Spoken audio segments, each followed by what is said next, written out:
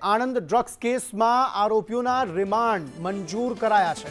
ખંભાત કોર્ટે 6 દિવસના રિમાન્ડ મંજૂર કર્યા છે। એટીએસે 107 કરોડનો માદક પદાર્થ તેમની પાસેથી ઝડપ્યો હતો। સોખડા ગ્રીન લાઇન કંપનીમાં એટીએસે દરોડા પાડ્યા હતા અને 107 કરોડના માદક પદાર્થના જથ્થામાં પકડાયેલ ઇસમોને ખંભાત કોર્ટમાં રજૂ કરાયા હતા। ખંભાત કોર્ટ દ્વારા 6 દિવસના રિમાન્ડ મંજૂર કરવામાં આવ્યા છે। સોખડા ગ્રીન લાઇફ કંપનીમાંથી 107 કરોડનો અલ્પ્લાઝોલમનો માદક પદાર્થનો જથ્થો એટીએસે ઝડપી પાડ્યો હતો। ત્યારબાદ આ કાર્યવાહી જે છે તે કરવામાં આવી છે। હવે કોર્ટમાં રજૂ કરવામાં આવ્યા હતા ત્યારે 6 દિવસના આરોપીઓના જે રિમાન્ડ છે તે મંજૂર કરવામાં આવે છે। કઈ રીતે કઈ મોડસ ઓપરેન્ડીથી આ આખો ગોરખ ધંધો તેઓ ચલાવતા હતા તેને લઈને હવે તપાસ કરવામાં આવશે, પૂછપરછ કરવામાં આવશે અને વધુ કેટલાક ખુલાસા આ મામલે થઈ શકે તેમ છે। આ પહેલા પણ આ પ્રકારનો પદાર્થ જે છે તે કોઈને વેચ્યો છે કે નહીં તેને લઈને પણ પૂછપરછ થશે। આ ઉપરાંત આ જે પદાર્થ બનાવતા હતા તે દવાઓ તે કોને વેચતા હતા તેને લઈને પણ તપાસ કરવામાં આવી રહી છે। હાલના સમયે રિમાન્ડ જે છે તે 6 દિવસના મંજૂર કરાયા છે, જેમાં વધુ કેટલાક ખુલાસા જે છે તે થઈ શકે છે। ગ્રીન લાઇફ ઇન્ડસ્ટ્રીઝ માંથી સાયકોટ્રોપિક સબસ્ટન્સનો 107 કિલો જેટલો જથ્થો આશરે કિંમત રૂપિયા 107 કરોડનો મળી આવેલો અને તેના 6 આરોપી ને આજે રિમાન્ડ અર્થે રજૂ કરેલા આરોપીઓને સાથે રાખી તપાસ કરવી અત્યંત જરૂરી હોય અને એની તપાસ માટે આરોપીઓને મધ્યપ્રદેશ, રાજસ્થાન જેવી જુદી જુદી જગ્યાએ લઈ જવા માટે પોલીસ કસ્ટડીની જરૂર હતા। નામદાર કોર્ટે તમામ આરોપીઓને પોલીસ કસ્ટડી સોંપેલી છે। આ તરફ બનાસકાંઠામાં ગ્રામ પંચાયતના સભ્યો લાંચ લેતા ઝડપાયા। મલાણા ગ્રામ પંચાયતની 2 મહિલા સભ્યો અને તેમના પતિ ઝડપાયા છે। સરપંચના પુત્ર પાસે 2 લાખ રૂપિયાની લાંચ માંગવામાં આવી હતી। આ વિશ્વાસની દરખાસ્તની તરફેણમાં મત આપવા માટે આ લાંચ માંગવામાં આવી હતી। મહિલા સદસ્ય જમનાબેન મકવાણા, નયનાબેન પ્રજાપતિ ઝડપાયા।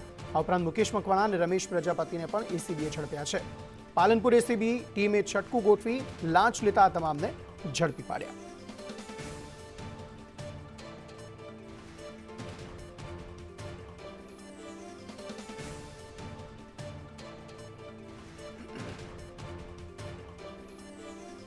તરફ આણંદના સુંદલપુરામાં ખાણ ખનીજ વિભાગે દરોડા પાડ્યા। રેત ખનન કરતા 2 ટ્રેક્ટર અને 1 મશીન કબજે કરાયું છે।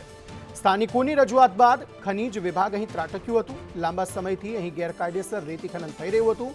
અંદાજિત 13 લાખના વાહનો અહીં કબજે કરવામાં આવ્યા છે। રેતી ખનન ગેરકાયદે અહીં થઈ રહ્યું હતું, જે બાદ કાર્યવાહી કરવામાં આવી છે અને 13 લાખથી વધુનો જે મુદ્દામાલ છે તે અહીંથી જપ્ત કરાયો છે। ઘણા લાંબા સમયથી આ ગેરકાયદેસર રેતી ખનન અહીંયા ચાલતું હતું। ખાણ ખનીજ વિભાગને આ બાબતે જાણ થઈ અને તુરંત કાર્યવાહીમાં આ જે વાહનો છે, જે મશીન છે તે જપ્ત કરવામાં આવ્યા છે।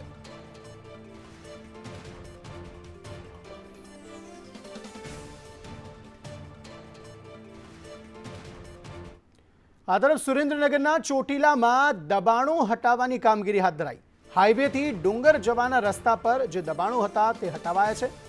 ગેરકાયદેસર દબાણો પર બુલડોઝર ફરી વળ્યું છે। ચોટીલામાં આ કાર્યવાહી થઈ। દબાણ હટાવવાની કામગીરી કરાતા અનેક જે રસ્તાઓ છે તે ખાલી કરવામાં આવ્યા। અહીં જે દબાણો ગેરકાયદે કરી દેવામાં આવ્યા હતા તેને હટાવવામાં આવ્યા। રસ્તાની વચ્ચોવચ્ચ જ આ દબાણો કરી દેવામાં આવ્યા હતા, જેને લઈને આ કાર્યવાહી કરવામાં આવી છે અને દાદાનું બુલડોઝર અહીંયા પણ ચાલ્યું છે।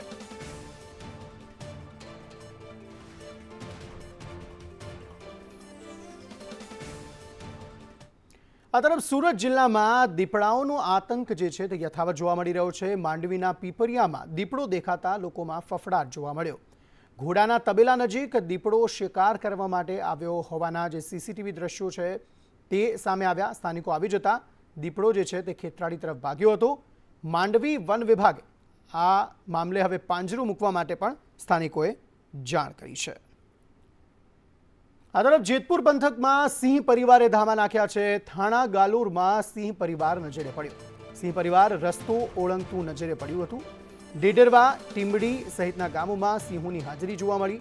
સિંહોની હાજરીથી ખેડૂતોમાં ભયનો માહોલ જોવા મળી રહ્યો છે। સિંહ પરિવાર રસ્તો ઓળંગતું નજરે પડ્યું છે। જેતપુર ખાતે આ દ્રશ્યો જે છે તે જોવા મળ્યા। એક બે સિંહ નહીં પરંતુ આખો સિંહ પરિવાર અહીં રસ્તો ઓળંગતું જોવા મળ્યું અને સ્થાનિકોમાં આ મામલે ભયનો માહોલ જોવા મળી રહ્યો છે. જે કેટલાક સ્થાનિકો છે તેમણે આ દ્રશ્યો જે છે તે પોતાના કેમેરામાં કેદ કર્યા હતા, મોબાઈલના કેમેરામાં કેદ કર્યા હતા અને વારંવાર આ પ્રકારના દ્રશ્યો જે છે તે અહીં સર્જાતા હોય છે અને વધુ એક વખત સિંહ પરિવાર દેખા દેતા સ્થાનિકો ગભરાટમાં છે. આ તરફ રાજકોટના વિંછિયામાં પોલીસ પર પથ્થરમારાની ઘટના બની. રાજકોટ સેશન્સ કોર્ટે 63 આરોપીઓના જામીન મંજૂર કર્યા. પથ્થરમારાની ઘટનામાં પોલીસે 73 લોકોની ધરપકડ કરી છે. ઘટના અંગે મંત્રી કુંવરજી બાવળિયાએ પ્રતિક્રિયા આપી છે. કેટલાકે પોતાનું રાજકીય કદ વધારવા લોકોને ઉશ્કેર્યા હતા, રાજકીય લાભ લેવા લોકોને ગુમરાહ કરાયા. હું કોઈને જશ ખાટવા નહીં દઉં તેવું કુંવરજી બાવળિયાએ જણાવ્યું. આમ આદમી પાર્ટીના કેટલાક મિત્રો છે એ પોતાનું કદ વધારવાનો પ્રયત્ન કરે છે. લોકો સૌ ઓળખે છે. ખાલી વાતો કરવાથી કે કોઈને ગુમરાહ કરવાથી કાંઈ એમાં કોઈ જગ્યાએ લોકો વચ્ચે એનું કદ વધતું નથી.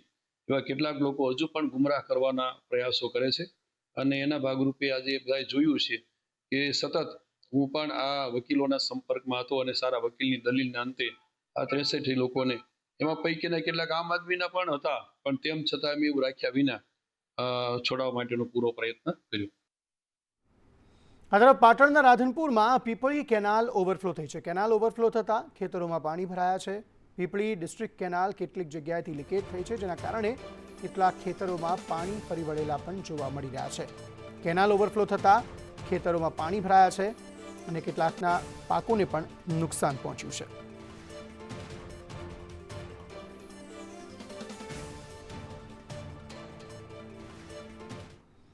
આ તરફ સુરેન્દ્રનગરના ભડવાણા નજીક કેનાલ ઓવરફ્લો થઈ ખેડૂતોના ઊભા પાકમાં પાણી ફરી વળ્યા છે.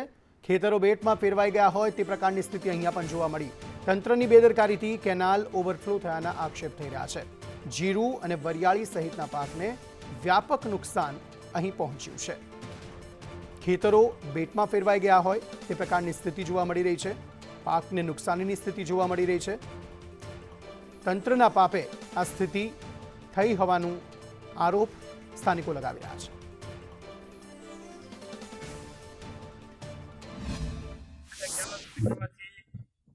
જીરામાં પાણી થઈ ગયું છે.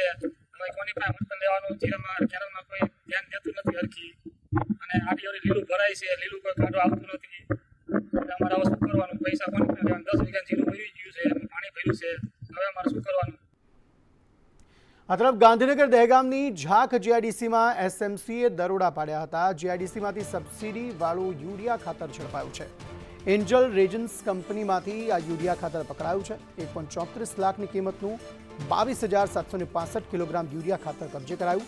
ફેક્ટરીના સુપરવાઇઝર તથા 2 કર્મચારીઓની ધરપકડ કરાઈ છે. કંપનીના માલિક સંદીપ પટેલ સહિત 2 આરોપી ફરાર થયા છે. સ્ટેટ મોનિટરિંગ સેલે આ મામલે વધુ તપાસ હાથ ધરી છે.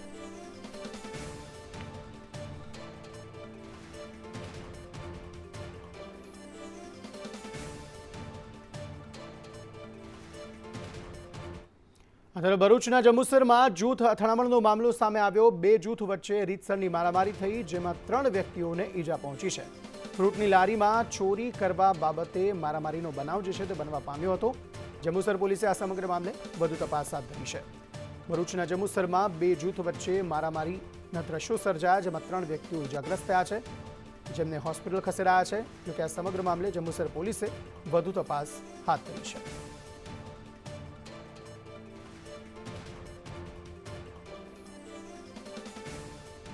આ તરફ સુરતમાં વાંકાનેડા ગામની સીમમાં ગેસ લીકેજનો બનાવ બનવા પામ્યો છે. આગની જ્વાળા જોવા મળતા લોકોમાં ભયનો માહોલ જોવા મળ્યો. ગુજરાત ગેસ લાઇનમાં ભંગાણ સર્જાયું હતું. ગેસ લાઇન બંધ કરવામાં આવતા આ દુર્ઘટના ટળી હતી. તો રસ્તાની વચ્ચોવચ્ચ જે પાઇપ નાખેલી હોય છે તેમાં જ કોઈ કારણસર ભંગાણ સર્જાયું અને જેમાં આગ પણ લાગી ગઈ. અહીંથી વાલ્વ બંધ કરી દેવામાં આવતા મોટી દુર્ઘટના જે થવાની હતી, શક્યતાઓ હતી, તે ટળી છે. સુરતમાં વાંકાનેડા ગામની સીમમાં આ બનાવ બનવા પામ્યો, જેમાં ગેસ લીકેજ થતા તેમાં આગની જ્વાળાઓ જોવા મળતા સ્થાનિકોમાં ભયનો માહોલ જોવા મળી રહ્યો હતો.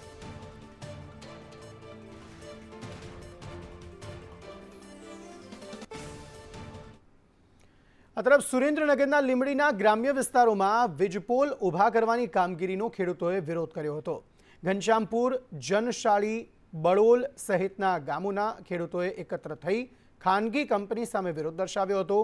ખેડૂતોનું કહેવું છે કે પાવરગ્રીડ નામની ખાનગી કંપની જે છે તેના દ્વારા વીજલાઇન અને વીજપોલ નાખવાની કામગીરીથી ખેતરોમાં ઊભા પાકને મોટા પાયે નુકસાન થાય છે, છતાં કંપની દ્વારા પૂરતું વળતર ચૂકવવામાં આવતું નથી.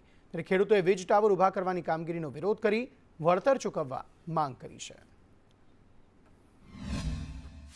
આ પાવરગ્રીડવાળા લોકો જે મારા કાકાના ખેતરમાં ખાડો કરતા હતા JCB લઈને પ્રોજેક્ટ પર્સન સાથે, અને મેં એમ કીધું કે ભાઈ આ ખાડો કેમ તમે કરો છો? તાર કે બસ લાઈનનું કામ છે.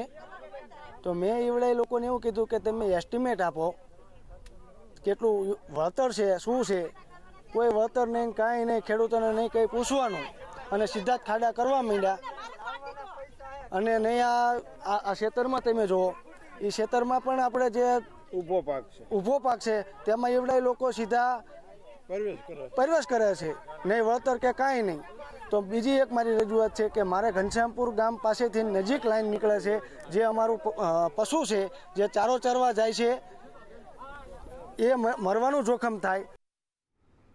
આ તરફ જૂનાગઢ મનપાની ચૂંટણી પહેલા જ પ્રાથમિક સુવિધાના અભાવે સ્થાનિકોમાં રોષ જોવા મળ્યો છે. વોર્ડ નંબર 5માં રસ્તાની અને ગટરની સમસ્યાને લઈ સ્થાનિકોમાં ભારે નારાજગી છે.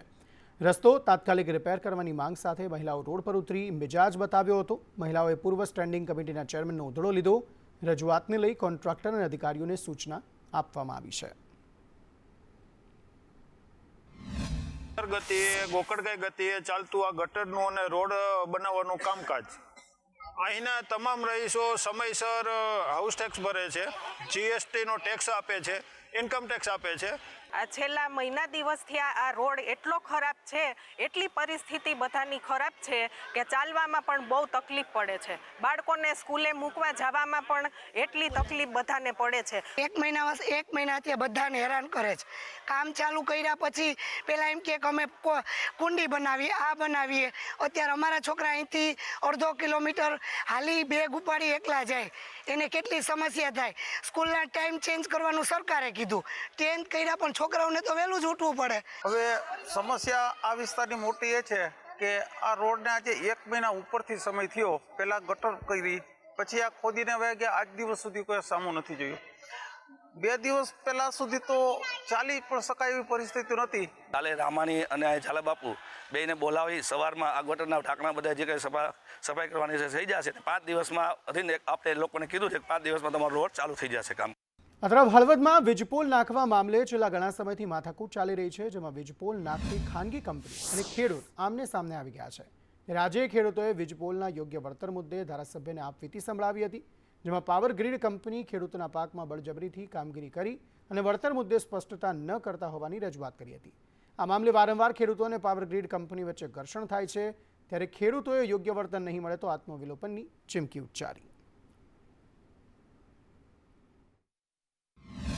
અમે અમારું હળવદ ધંગધર તાલુકા વતી એક ખેડૂતોએ આવેદનપત્ર આપ્યું સાહેબશ્રીને કે ભાઈ અમારો ખેડૂતનો આ પ્રશ્ન છે. પ્રશ્ન એવો છે કે ભાઈ 2000 લાકડી અમદાવાદ 765 હેવી વીજ લાઈન જાય છે, એ અમારા ખેતરમાં કોઈના વચ્ચે, કોઈના શેઢામાં, કોઈને મધ્યસ્થ એવી રીતે નીકળે છે બધા ખેડૂતો.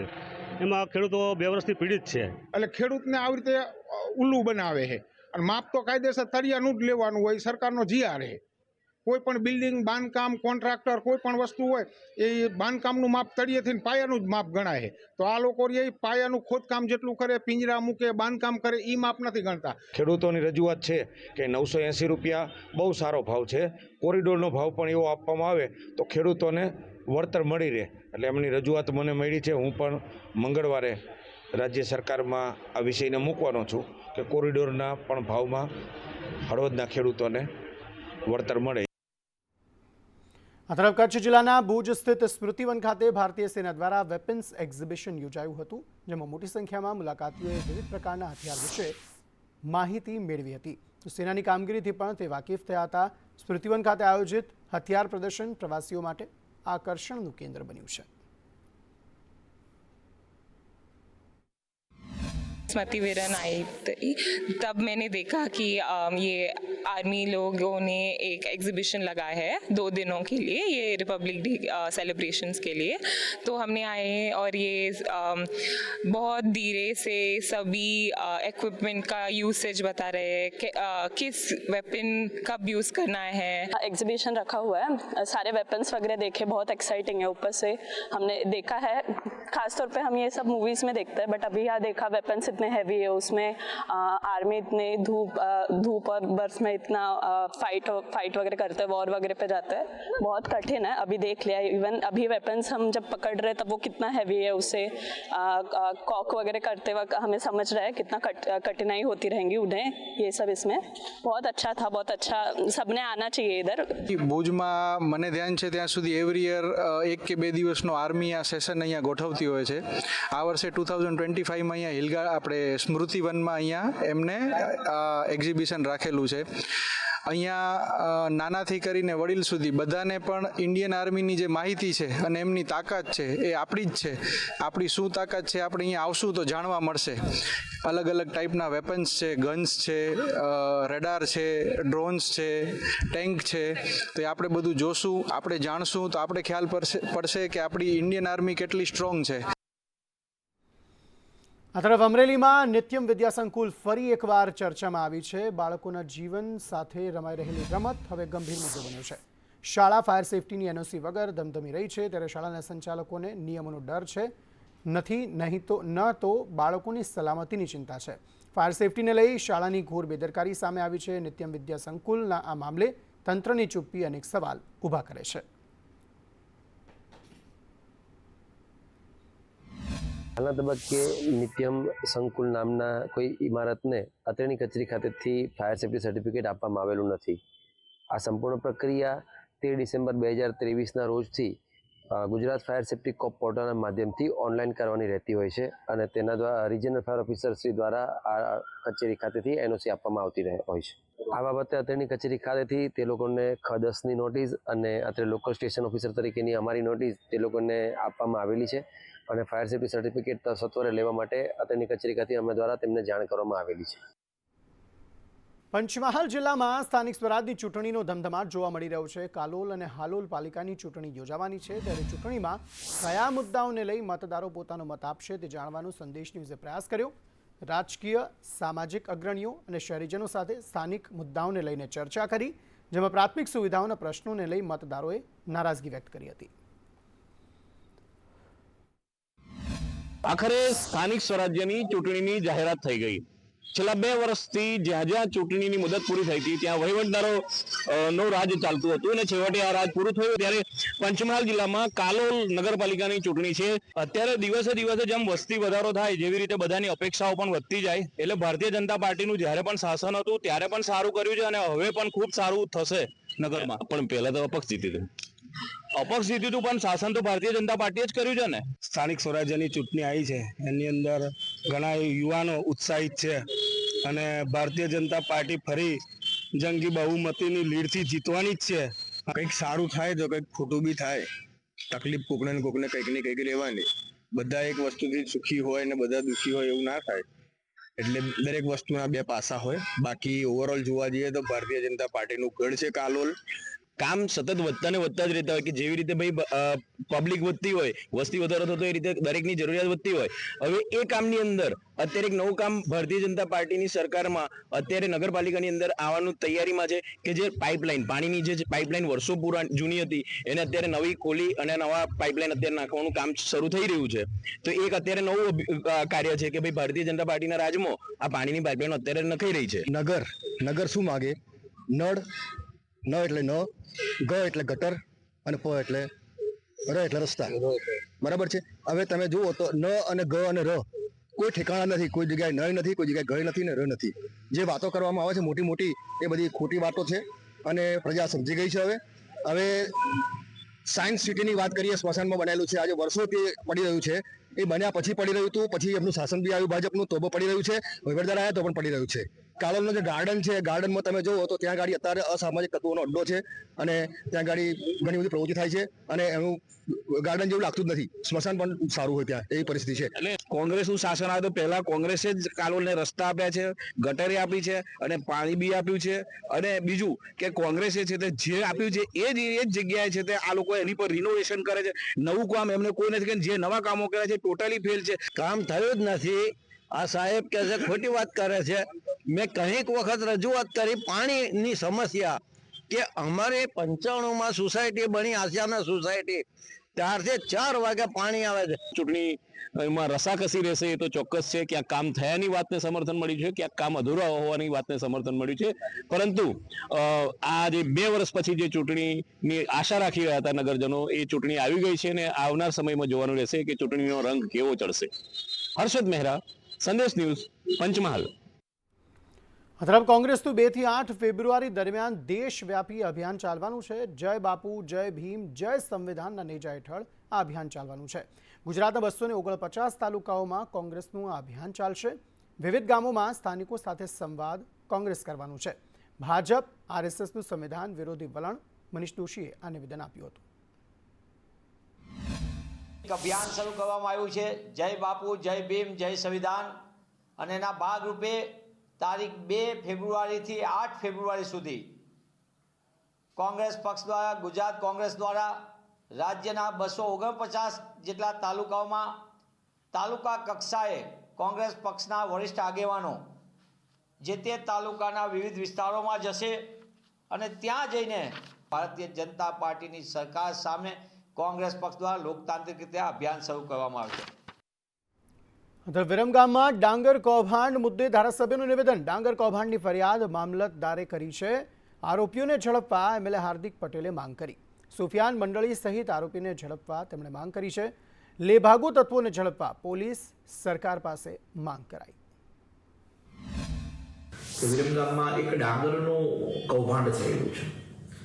ઘણા બધા લોકો ફેસબુકમાં અને વોટ્સઅપમાં પેપરના કટિંગો મૂકતા હોય છે કે સરકારની રહેમ નજર હેઠળ કૌભાંડ થઈ ગયું. મારે એ બધાના ધ્યાને થોડું મૂકવું છે કેમ કે ઘણા ગામડાના માણસો હોય, ઘણા નિર્દોષ માણસો હોય, એને હકીકત ખબર ના હોય. જે કૌભાંડ ડાંગરની અંદર થયું છે એની ફરિયાદી સરકાર પોતે જ બની છે. એટલે કે વિરમગામના મામલતદાર જ એના ફરિયાદી બન્યા છે, એટલે સરકાર જ એની ફરિયાદી બની કહેવાય. અને જે પણ કંઈ આરોપી છે એમાંથી લગભગ 6 કે 7 આરોપી તો સરકારી ત્યાં ગોડાઉન મેનેજર ને ગોડાઉન પર કામ કરતા લોકો છે અને એક કોઈ સુફિયાન કરીને છે. એટલે ટોટલ 7-8 લોકો છે એવા આરોપી. એમાંથી 3-4 લોકોની ધરપકડ થઈ છે અને 5-1 જણા બાકી છે. આપણા માધ્યમથી પોલીસને અને સરકારને સ્પષ્ટ સૂચના અને વિનંતી છે કે આવા આરોપી કોઈ પણ હોય, લેભાગુ તત્વો એની ધરપકડ થાય અને જે પણ કંઈ થોડા ઘણા ખેડૂતો બાકી રહી ગયા હોય, જે કૌભાંડ થયું હોય, એ ખેડૂતોને ન્યાય મળવો જ જોઈએ. ધાનેરાને વાવ થરાદ જિલ્લામાં સમાવવા માટે રેલી કરવામાં આવી હતી. વાવ થરાદ જિલ્લાના સમર્થનમાં ધાનેરામાં બાઇક રેલી યોજાઈ. પૂર્વ મંત્રી, ભાજપ આગેવાનો સહિત યુવાનો આ રેલીમાં જોડાયા હતા. બાઇક રેલી યોજી પ્રાંત કચેરીએ આવેદનપત્ર પાઠવવામાં આવ્યું હતું. આપણો તાલુકો ધાનેરા, આપણો જિલ્લો વાવ થરાદના સૂત્રોચ્ચાર. બીજી બાજુ ધાનેરાને બનાસકાંઠામાં રાખવા મહાયજ્ઞ પણ યોજાયો હતો. હિત રક્ષક સમિતિ, હવે કોણ છે સમિતિમાં અમે તો કંઈ એવું જાણતા નથી, પણ એક આવો એક રાજકીય મુદ્દો ઊભો કરીને જે લોકોને તમે ભાષણમાં સાંભળ્યા હશે એ કોઈ જિલ્લાના સમર્થન માટે ભેગા નહોતા થયા, પણ કોઈ એક ગુજરાતના મોટા કદના નેતાનો વિરોધ કરવા માટે ભેગા થયા હતા. એમની રાજકીય ખીચડી પકાવવા માટે કોઈ વ્યક્તિગત જ્યારે કોઈ આવી આક્રોશ રેલીમાં વિરોધ કરવાનો ના હોય, કોઈથી વિકાસનો કામ ન થતો હોય તો જે કામ કરે એવા નેતાનો વિરોધ કરવો એ એમનું ધર્મ છે.